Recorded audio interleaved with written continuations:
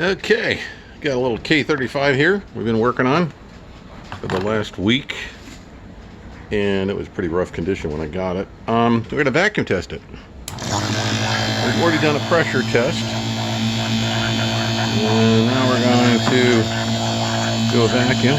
Pulling good vacuum. Let's turn off the valve.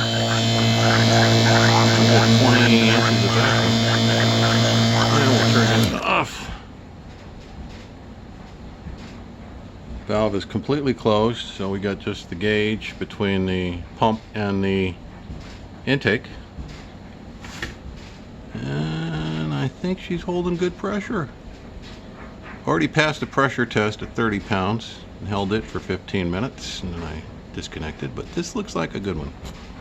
Vacuum test, it's passed the vacuum test, and now it's passed the pressure test, and we're gonna put the ignition on it and spark this baby up next.